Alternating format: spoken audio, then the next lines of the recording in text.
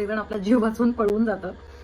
मदतीची गरज प्रत्येकाला आहे आणि सोबत कोणी नाहीये. मी खूप असे जीवाभावाचे घट्ट फार एकटे आहेत आणि कठीण समय येता कोण कामास येतो. लहानपणी शाळेत एक कविता होती, मराठी शाळेत मी शिकले, आणि एक कविता होती जी आता खूप जास्त रिलेट करते. मलाच नाही तर सगळ्यांनाच ती खूप जास्त रिलेट करते, म्हणजे सध्याच्या सिच्युएशनशी, प्रत्येकाची जी सिच्युएशन आहे त्या गोष्टीशी.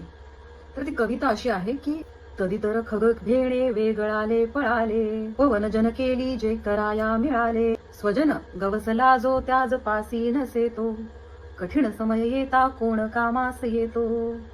त्यातली जी शेवटची वेळ रघुनाथ पंडितांची ही कविता होती. त्याचा मतिदार्थ असा होता की जंगलात किंवा उपवनात एखाद्या वेळेस एखादं तळं असतं आणि तिकडे सरळ सरोवराच्या काठी जेव्हा जंगली श्वापद प्राणी पाणी प्यायला येतात, तेव्हा जे आजूबाजूचे पक्षी असतात ते उडून जातात. त्यात जर स्वकीय म्हणजे आपला पक्षी, आपल्याच गटातला, आपल्याच जो थवा आहे त्याच्यातला जर एखादा पक्षी अडकला तरीही कोणीही थांबत नाही, प्रत्येकजण आपला जीव वाचून पळून जातं.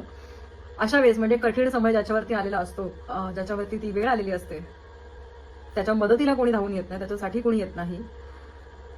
तर सध्याची आपली सगळ्यांची स्थिती अशीच आहे.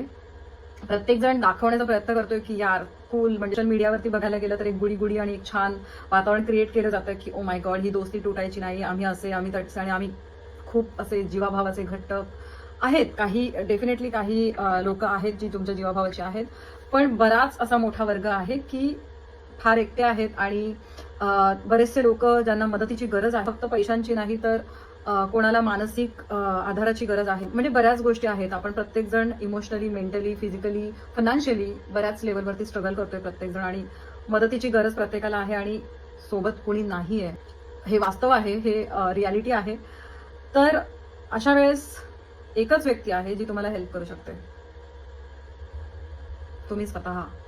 सो आपण स्वतःला कशी मदत करू शकतो आणि आपण स्वतःला मदत करायला लागल्यानंतर आपल्याला आपोआप मदत कशी मिळत जाते हे मी तुम्हाला पुढच्या भागामध्ये सांगेन.